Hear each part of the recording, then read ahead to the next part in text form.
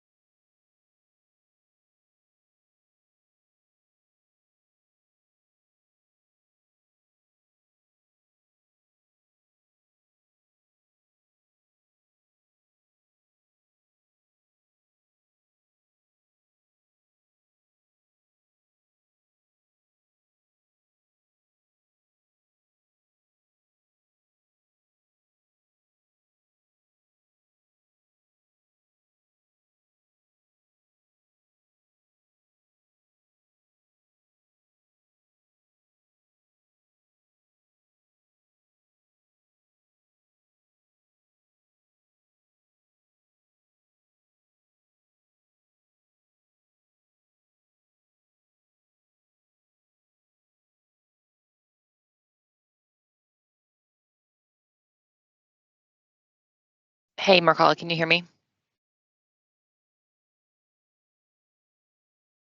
Yes, I can. Okay, Okay. we'll go ahead and get started. For everyone, I'm going to put Molly on screen for a moment so she could introduce herself, and then I'll take her off camera so we can just focus on the slides and the content. So let me go ahead and get.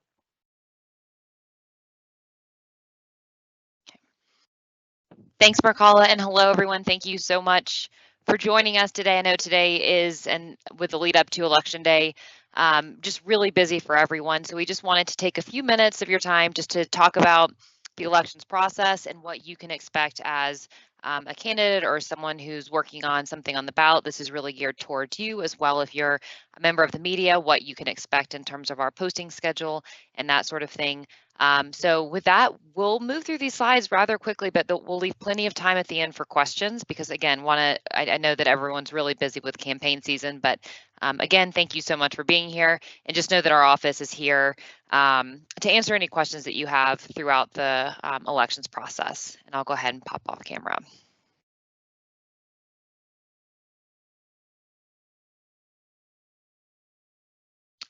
Okay. So as an overview, we'll go through ballot processing activities, what to expect on election night, the way that we still process ballots after Election Day, and then the activities we take before we actually certify the election. High-level ballot processing. So we have started processing ballots. Ballot processing in Colorado can start roughly 2 weeks before Election Day, but we don't generate any type of results until Election Day. And from the beginning, we automatically start sorting ballots based on a couple of different criteria, but the two main criteria, what we can accept and move forward for counting and processing, and what is rejected. There are two categories within that rejected ballot status. And the first is voters that can do something in order to move their ballot out of that rejected status to be accepted and processed. And then a second category of voters that won't be able to do anything to have their ballots accepted for processing. So high level, we've already got these two categories of ballots right now. So accepted ballots and then rejected ballots.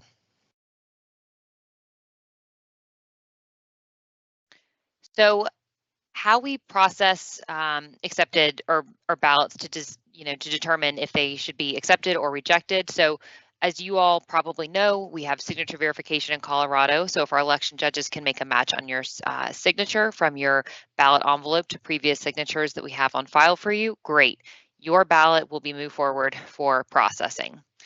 other criteria is that there's only one ballot in the envelope. The ballot is for this election. Yes, we get ballots from previous elections.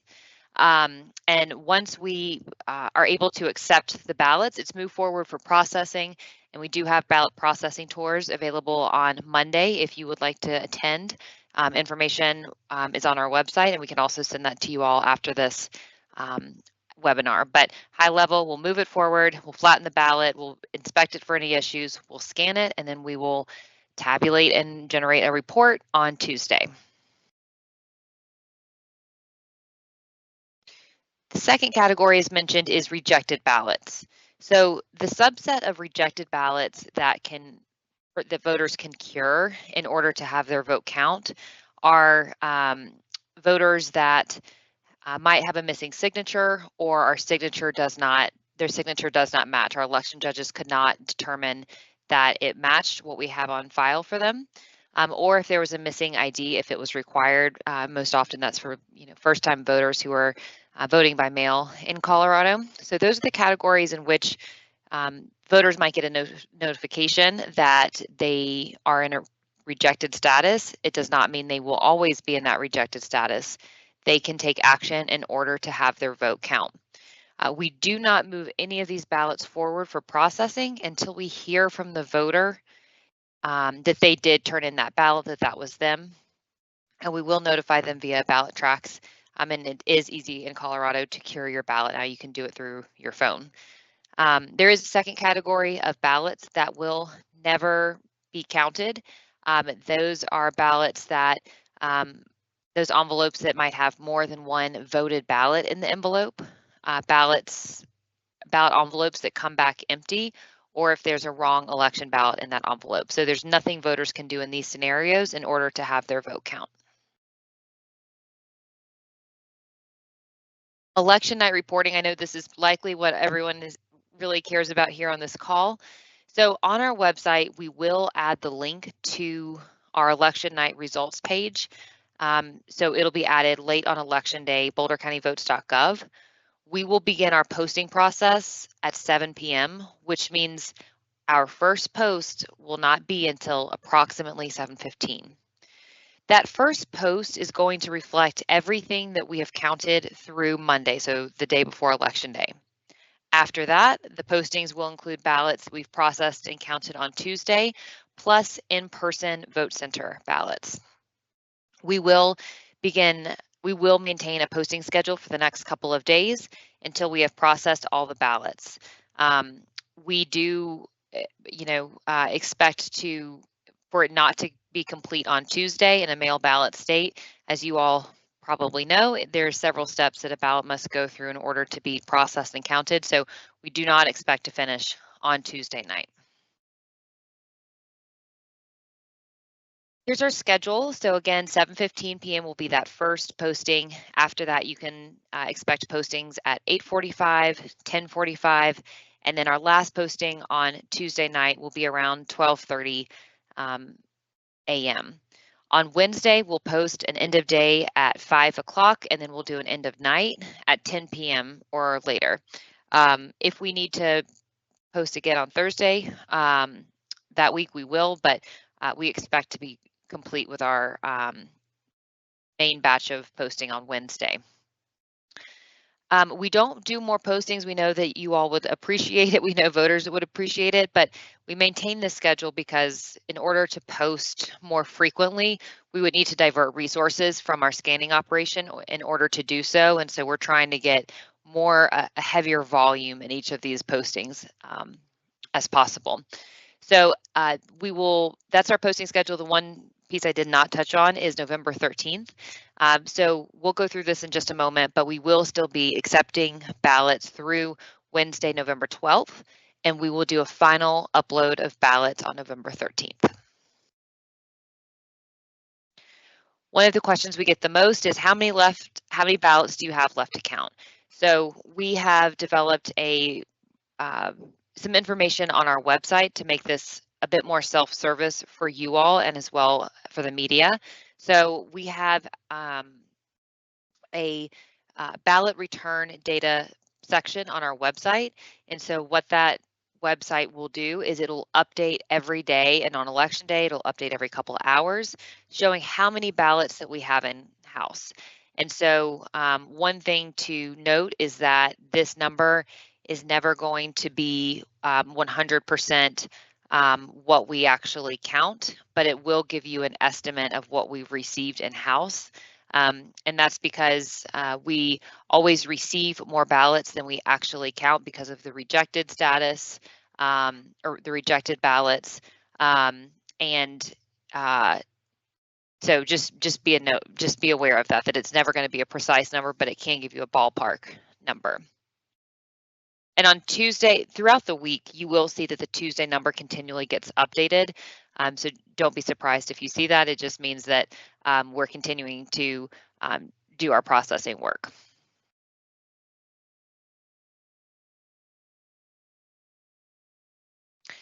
So as mentioned, we will be conducting ballot processing through the 8th day, well, and really the 9th day, which is November 13th. It's a Thursday. So the ballots that will be processed and scanned on Thursday, November 13th.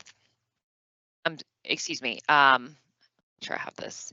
The ballots that will be processed on November 13th are ballots that come in from military and overseas voters, and then ballots that the voters took action in order to cure their ballot. So if they had a signature mismatch or didn't include a signature. So we will still process those ballots, and that will be on 9th day. We will do a final unofficial posting on November 13th. So you can expect another upload on that day. So again, high level, the number of what we actually process and tabulate is going to be somewhere in the middle from what we've received and what we've actually been able to verify through our signature verification process. So the ultimate number of ballots is going to be, between kind of a range of what we receive versus what our signature verification team actually processes. So don't be surprised if you see some different numbers change, and you can always get in touch with our office if you have any question about that. So there are another subset of ballots that will definitely count. So in Boulder County, we work very hard to preserve voter anonymity. It's a constitutional obligation. And so what that means is that we do hold ballots back for 9th day processing. And so this election, you can expect these categories of ballots to be held back. So the first category is voter anonymity ballots. So we're holding back 792 ballots back for voter anonymity. And that's 3 ballots per precinct style. The second category is about 1,500 ballots, and those are ballots that come from very unique district styles, and that's where there's just so few voters. So we want to protect anonymity to avoid folks being able to look at publicly available reports and tie it to who's voted. So we'll be holding back about 1,500 ballots for that purpose. And then we'll have we expect maybe 200 ballots that we call our manual process ballots. Those are ballots that come in during the last 24 hours, and they might have a damaged envelope, or they might be dirty or food stained. We just need to have a more manual process with those ballots. And so that's the amount of ballots that we expect to have for all these categories. And big picture, what you can know is that in Boulder County, we're holding back, about 800 ballots for voter anonymity for each precinct district style, and then an additional 1,500 for voter anonymity as well. So that's what you can expect to also be uploaded in that 9th day upload.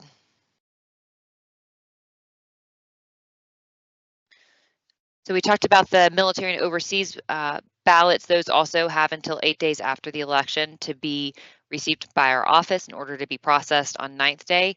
But be aware that that is traditionally a pretty low number. We historically see less than 5% returned after election day. And then ballots that need to be cured, of course, we talked about that. Other categories of ballots would be ballots returned to another county clerk's office. So in Colorado, you can drop your ballot off in any drop box in the state. So again, we would need to process that ballot, signature verify it. And then provisional ballots, not really a thing as much anymore in Colorado, but we do see a few each election. But those are the other potentially counted ballots.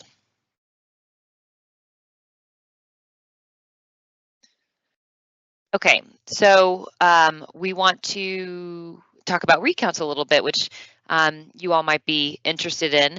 So the margin is very small that would require an automatic recount. It's would mean that the vote difference is less than or equal to 0.5% of the highest vote cast in that contest. And so how it works is that we will have our Canvas board actually certify the original vote count regardless of how, the vote difference. We will certify that election. After that election and those contests are certified, we will then do the recount if we're required to do so. So for your information, we are certifying our election just a few days before Thanksgiving.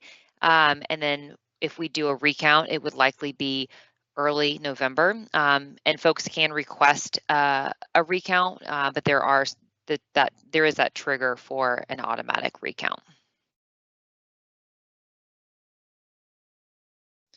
So here's an example for a 2-candidate race if you have to walk through if this would be a required recount or not. So the difference between the 2 candidates is a vote total difference of 31. So what you do is you divide that vote total difference by the winning candidate vote total. So that's 31 divided by what candidate B got, and that's 0.6%. And so in this scenario, no automatic recount is required. And then for a multiple candidate race, it's the same exact scenario. It's the same exact math. So you look at the difference between the 5th and 6th place, calculate what the difference is between the candidates, divide that by the winning candidate, and it will that calculation will tell you if you need a automatic recount or not. And in this scenario, you do not. And we're happy to walk you all through this if we find ourselves in this scenario.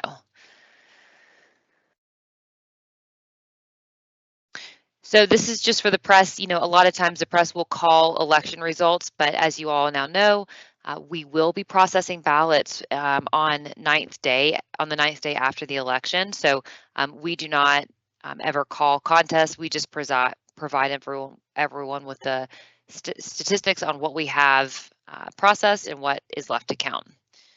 So the final certified election results are expected late in the day on Tuesday, November 25th. That's when we are going to certify our election. So that's when you can expect certified final results. We do have a risk limiting audit. Most of you probably are aware of this, and you are welcome to, this is open to the public, open to the media. We'd love to have more folks attend this. So it's an election audit that occurs before we certify the election. It is a requirement. And this is really your ticket and the public's ticket to understanding that the election outcome is accurate. And so what we do is we compare the way that voters hand marked their paper ballots for this election, and we compare it to a report from the voting system that says, this is how I interpreted this ballot at the time of scanning. And we're not doing a audit of every single ballot. We are doing an audit of enough ballots to ensure that the election outcome is correct. So this is something that's very important and hopefully gives you confidence that everything is as it should be.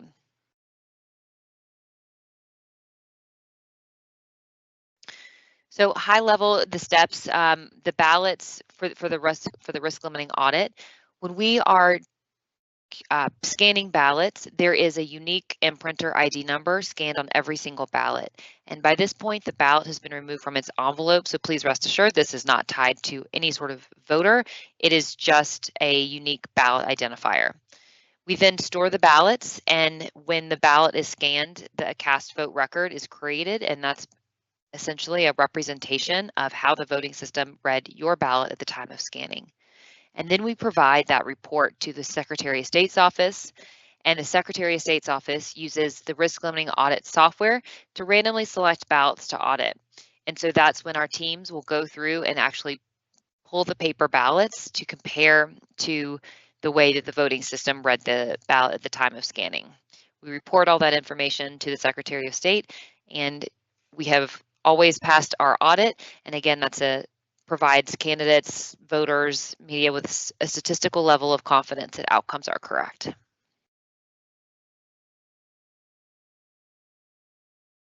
Here's a timeline for you all. The deadline for the Secretary of State's office to establish the risk limit has already passed. On November 6th, the Secretary's office will select which contest that we audit. And then we have a couple of different obligations to meet in terms of uploading different documents in our cast vote record file to the Secretary of State's office. But for the most important thing is that we will conduct the audit on November 18th. And we canvass after that. We certify the election after that on November 25th. That's when we have the Republican Party, Democratic Party, and myself actually meet to certify the election.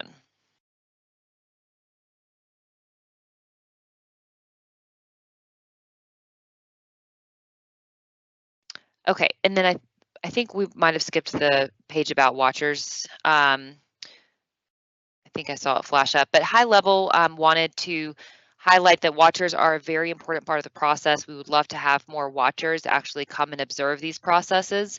You can, as a watcher, observe ballot processing activities, including ballot reception, signature verification, second floor processing, which includes opening and extracting envelopes and scanning. And we welcome watchers, important part of the process. So here's some information. You can also reach out if you have any questions about it.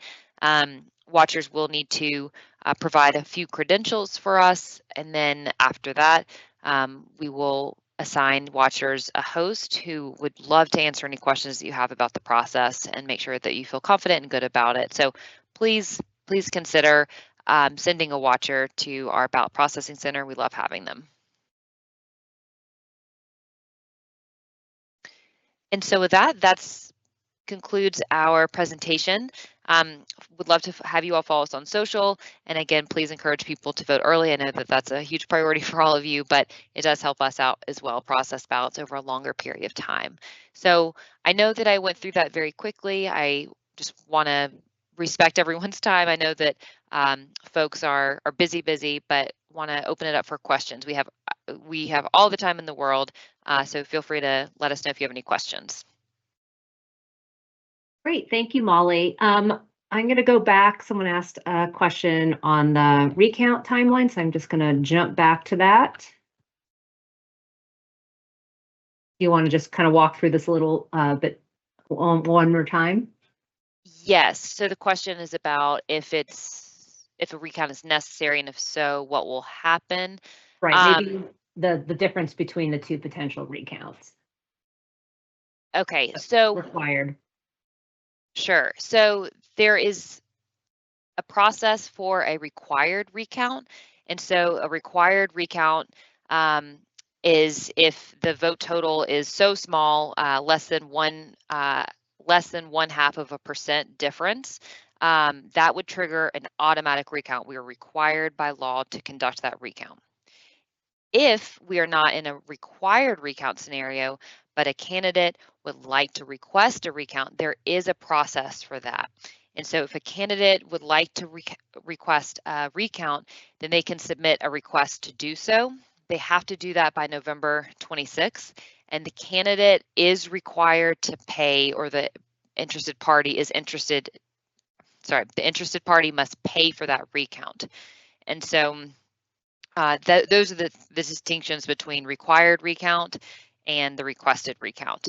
So if we're in a required recount scenario, what happens is we certify the election, and this is actually regardless if it's required or requested. We will certify the election results as we have them. After that, we will actually conduct the recount. And so that's how that process works. The recount would likely be early December. Does that help for whoever asked that question? I believe so. Okay. Go ahead and put in a follow-up question if that doesn't answer the question, but I think we would, and then maybe you could talk about, if it is a required recount, according to this math, who pays for that cost? So because this is not a required, because the math does not require a recount, this would mean that a candidate who is interested or an interested party who is just wants the recount, they would be required to pay for it. And then I had another question. How successful is BallotTrax at getting voters to cure their ballots? And then they asked follow up on what percentage of people need to cure their ballot to do so. Do you want to talk about how it's not just BallotTrax, but the different methods that we reach voters? And then also it really is closeness dependent. And Yeah, that's a good question. So we will notify voters via BallotTrax if Molly, they need. Yeah. Can you hear me? I think you went on mute. You can't hear me? Well, I can go ahead and answer that. She's having computer issues. Okay, so I can go ahead and answer that. BallotTrax is only one method we reach out to voters by statute. If you need to cure your signature or forgot to sign your envelope, we hold that ballot back and we send you a letter in the mail. So we send a letter regardless of whether we're sending also a BallotTrax message. BallotTrax does have a method that you can cure it using your mobile device. In terms of percentage, it really varies by election, and I don't have those numbers handy for the last election, but it really makes a difference whether something's close, whether people cure their ballots or not. I think it's really dependent on, if there's a close contest, the candidates are reaching out, political parties are reaching out to voters. That list is available through I believe the state or our website. We can double check if you're interested. So if there is something really close where you want to contact who you believe if you're this is a candidate, I'm directing this to, you believe your supporters, then that really does tend to make a difference on whether people cure their ballots. And then after that 8-day period, if someone hasn't cured, we actually turn all those records over to the district attorney for investigation. Let me check here if there is any follow-up questions.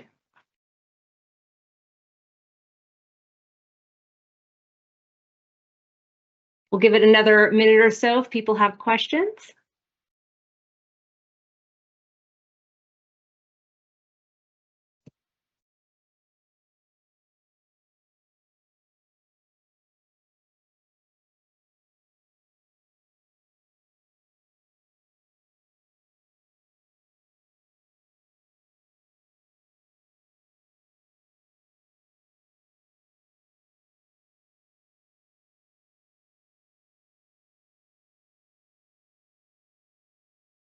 Okay, well, we'll go ahead and wrap up. And it sounds like some people could hear Molly, and so it might just be my computer. So Molly, if you want to say a few things just to wrap up, and then if people do have follow-up questions, go ahead and just reply back to the webinar link, and we can get you those questions. But I will send a follow-up email by Monday at the latest, if not sooner, and we can go ahead and I'll also be sending copies of the slides and the recording. Yeah, thank you everyone for attending. Again, know that it's busy on the campaign trail, and we just want to let you all know that we're here. Follow up with us, email us, reach out with questions, and we're happy to respond and support you. And we know we threw a lot of information at you, but best of luck in these coming days. Thanks, everyone.